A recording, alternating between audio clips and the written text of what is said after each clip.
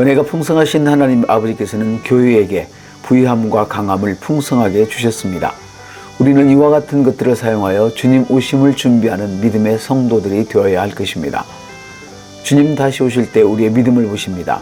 하나님께서 우리에게 주신 것을 잘 알아 믿음을 사용하여 우리에게 속한 것들에 대한 권리를 주장하고 누리며 하나님 나라를 확장하며 하나님께 기쁨을 드리는 우리들이 되었으면 좋겠습니다. 주님께서 천사장의 나팔 소리와 함께 재림하시는 날 잘했다 칭찬받는 저와 여러분 되십시다. 하나님의 능력은 어떻게 역사하는가? 태초에 말씀이 계시니라. 이 말씀이 하나님과 함께 계셨으니 이 말씀은 곧 하나님이시라. 태초부터 말씀은 하나님이셨습니다. 그 말씀은 오늘도 하나님이십니다. 하나님의 말씀은 인생의 모든 문제와 환경을 통치하시는 주님이십니다. 하나님과 말씀은 하나입니다. 진리를 알지니 진리가 너희를 자유롭게 하리라. 하나님과 그분의 말씀이 하나라는 사실을 붙잡지 않고서는 진리들을 이해할 수 없습니다. 진리란 말씀이 실제라는 뜻입니다. 보이는 것은 변합니다. 그러나 말씀은 변하지 않습니다. 말씀은 변하지 않는 실제입니다. 어떤 방면에 대한 말씀을 모르면 그 방면에 대하여 자유롭게 될 수 없습니다. 즉 영생에 대한 진리를 모르면 영생을 얻을 수 없고 치유와 건강에 대한 진리를 모르면 건강하여 자유롭게 될 수 없습니다. 돈에 대한 진리를 모르면 돈에 대하여 자유롭게 될 수 없다는 말씀입니다. 진리는 하나님의 말씀입니다. 그러므로 우리는 하나님 말씀을 잘 분별해서 알아야 합니다. 내가 어린 아이일 때 무엇을 해야 했고 무엇을 하지 말아야 했는지, 장성에서는 어떤 일을 해야 하고 어떤 일을 하지 말아야 하는지를 알듯이 하나님 말씀을 잘 알아서 분별해야 합니다. 예수님께서는 이렇게 말씀하셨습니다. 너희가 내 안에 거하고 내 말이 너희 안에 거하면 무엇이든지 원하는 대로 구하라. 그리하면 이루리라. 하나님은 말씀입니다. 그 말씀이 사람의 몸으로 오신 분이 예수님이십니다. 너희가 내 안에 살고 내 말이 너희 안에 산다는 말은 하나 되어 같이 산다는 말입니다. 하나님과 하나 되면, 즉 말씀과 하나 되어 구하면 원하는 대로 이루어집니다. 사랑하지 않고서는 하나 될 수 없습니다. 내가 먼저 주님을 사랑한 것이 아닙니다. 주님이 날 먼저 사랑하셨습니다. 성경은 하나님과 예수님이 하나이신 것처럼 예수 믿는 우리도 예수님과 하나 되게 한다는 말씀입니다. 예수님은 하나님 본체의 표현이라고 말씀하셨습니다. 예수님은 바로 하나님의 인격이셨습니다. 그래서 예수님은 아버지와 나는 하나다라고 말씀하셨습니다. 예수님은 사람의 몸을 입으신 하나님의 진리이셨습니다. 예수님은 사람의 몸을 입은 하나님의 말씀이셨습니다. 하나님은 말씀 안에 모든 능력을 부어 넣으셨습니다. 말씀으로 만물을 붙들고 계십니다. 이와 같이 우주 만물은 하나님 말씀에 순종하면서 움직이고 있는 것입니다. 하늘과 땅의 권세가 예수님께 있습니다. 그리고 예수님은 하나님으로부터 받은 영광을 우리에게 주셨습니다. 내게 주신 영광을 그들에게 주었사오니 우리가 하나 된 것 같이 그들도 하나 되게 하려 함이라고 말씀합니다. 잘 생각해 보십시오. 만물을 다스리는 능력을 이제 누가 사용해야 하나요? 그렇습니다. 우리가 사용해야 하는 것입니다. 내가 그들에게 입술에 열매를 맺게 하겠다. 멀리 있는 사람과 가까이 있는 사람에게 평화가 있을 것이다. 평화가 있을 것이다. 하나님께서 말씀하셨다. 내가 그를 고쳐주겠다. 이사야서 59장 19절 우리말 번역입니다.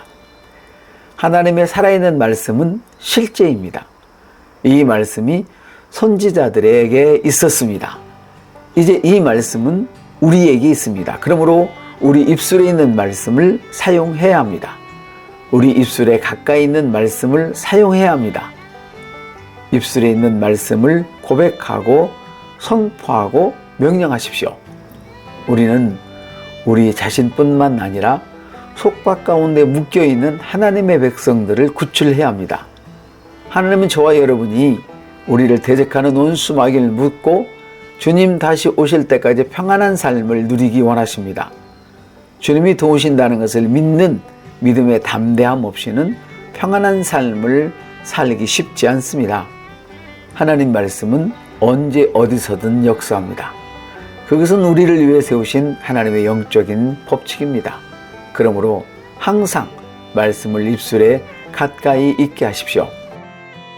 말씀이 입술에 가까이 있으면 오판하지 않습니다.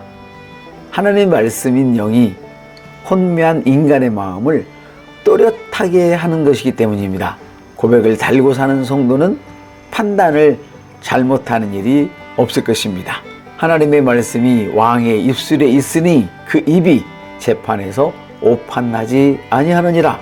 잠언 16장 10절에서 그렇게 말씀하고 있습니다. 심령에 담긴 말씀과 입술에 있는 말씀이 합해지면 무엇이든 할 수 있습니다. 엄청난 능력을 발휘합니다. 오직 그 말씀이 내게 매우 가까워서 내 입에 있으며 내 마음에 있은즉 내가 이를 행할 수 있느니라. 아멘. 그러므로 마음에 말씀을 저장하는 일에 열심을 내야 합니다. 그리고 그 말씀을 고백하는 일에 힘을 다해야 합니다. 여호수아 1장 8절은 이러한 가르침에 적혀있는 이 책을 내 입에서 떠나지 않게 하여라. 끊임없이 외워라. 그 가르침을 놓고 낮이든 밤이든 늘 명상하여라. 가르침을 끊임없이 곱씹어 보아라.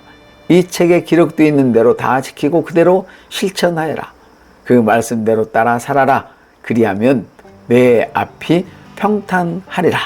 모든 일이 잘 풀려서 안 되는 일이 없으리라. 현대어 성경에서 여호수아 1장 8절 이렇게 번역했습니다. 그러니까 잘 되고 안 되고는 말씀을 대하는 나의 태도에 달려 있다는 말입니다. 이 말씀을 킴제임스 음정역을 다시 한번 읽어드리면 너는 이 율법책을 내 입에서 떠나지 말게 하며 밤낮으로 그것을 묵상하여 그 안에 기록된 대로 다 지켜 행하라. 그리하면 내가 내 길을 형통하게 하며 또한 크게 성공하리라. 말씀은 다스립니다. 하나님 말씀은 살아있습니다. 말씀은 실제입니다. 하나님은 변치 않는 분이십니다. 하나님 말씀은 어제나 오늘이나 동일하게 역사합니다. 중력의 법칙이 지속적으로 작용하듯이 하나님이 세워놓으신 영적인 법칙은 분명하고 확실하고 지속적으로 역사합니다. 하나님은 영이십니다. 영이신 하나님은 우주 만물을 말씀으로 창조하셨고 말씀으로 다스리십니다. 그런데 이제 예수님을 통해서 그러한 모든 능력과 권세들이 자녀들에게 주어졌습니다. 얼마나 감격스럽습니까? 보이는 것은 잠깐입니다. 보이는 것은 다 변할 수밖에 없는 것들입니다. 그러나 하나님 말씀은 살아있고 항상 있습니다. 없어지지 않고 변하지 않는 것은 하나님 말씀뿐입니다. 말씀만 있으면 언제 어디서든 원하는 것을 잊게 할 수 있습니다. 그러므로 살아있고 항상 있는 하나님 말씀을 가지십시오.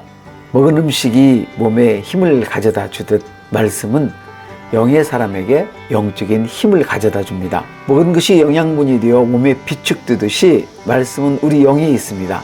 먹은 것들을 에너지로 바꾸지 않으면 몸에 이상이 오듯이 우리 영 안에 있는 것들을 사용하지 않으면 우리 인생에도 이상이 옵니다. 매일매일 운동하듯이 심령에 있는 말씀을 입술에 담음으로 결핍 없는 건강한 인생을 살 수 있습니다.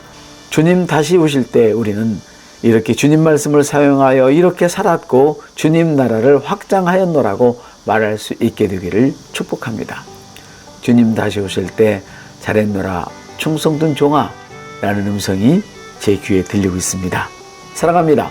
축복합니다. 우리는 하늘 가족입니다.